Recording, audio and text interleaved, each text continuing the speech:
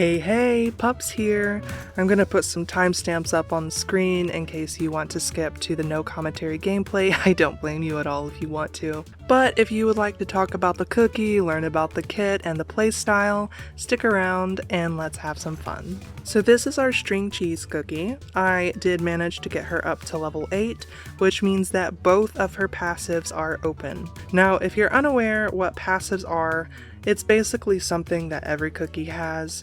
And there's 4 different skills you can choose from. There's an HP boost that increases your health. There's an accelerated ultimate, which for every successful attack, your ultimate cooldown goes down by an extra 1%.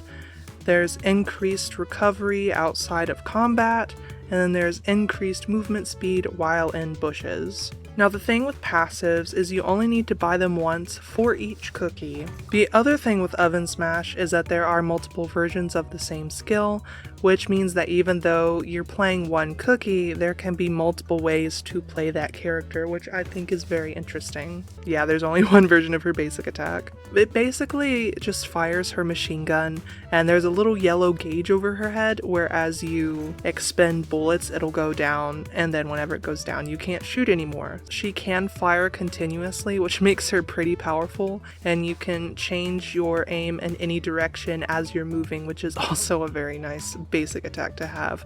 I would almost argue that she has probably the strongest and most versatile basic attack of any of the cookies that we have in the beta, but that's also just my opinion, so you know. Her special skill, I really was not vibing with the base skill, but it's basically a reverse dash. So whenever you use this skill, instead of dashing forward, you will dash backward. It makes sense in her kit, and we'll get to that later, but just for me, I was kind of spoiled the Tower of Adventures where you can dash forward, and so every time I wanted to go forward and I went backward, it just really made me upset. But it is a good skill, and then any enemies that you hit while using this skill are knocked back and dealt damage. And then the utility version of this skill, which is the one that I enjoyed playing with a lot more personally, instead of moving, she just basically swings the gun, and then whoever that she hits are flung like way back. Like, I'm talking like they traveled half the distance of my phone away. Like, it's a really massive pushback. And there is so many uses for this skill as well, like getting them off of the turtle or getting them stuck behind a wall so that they can't attack you. It's a very useful skill. And then her ultimate deploys a turret.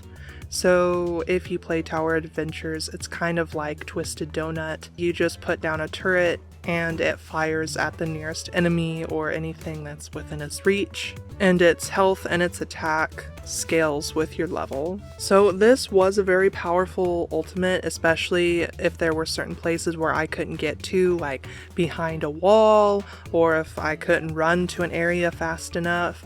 The turret was right there to save the day, and we love that. And the power version of this ultimate, I didn't personally play with. Instead of firing with bullets, it fires with lasers. So instead of having, small bursts of damage, it's just one string of continuous damage.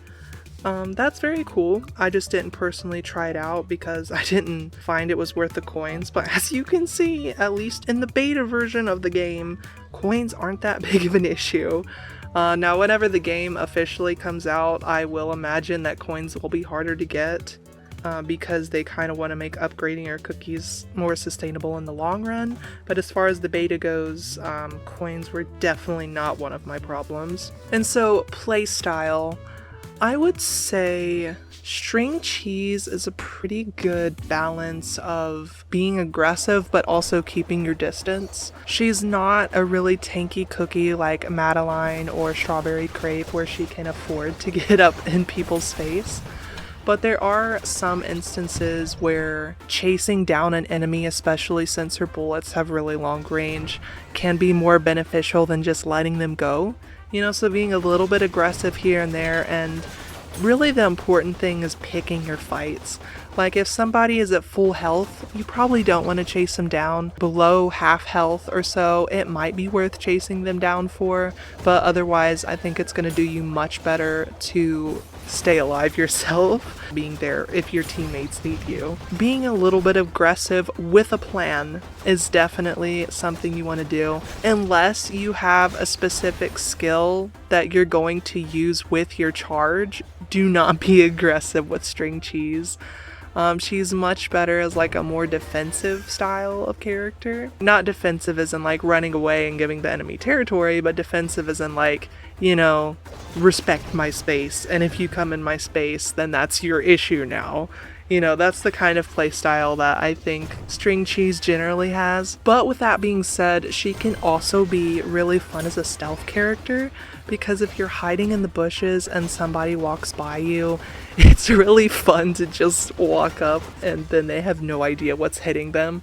And by the time they turn around, they're most likely already getting a funny little respawn timer. So yeah, that's pretty fun. Overall, I think string cheese was one of the ones I enjoyed playing with the most. And she was also the one that I got MVP with the most. Like, out of all the matches that I won, even the ones that I lost, I'm pretty sure I was an MVP in over half of them. If you like being aggressive but don't like being right up in people's face, she's probably the perfect option for you.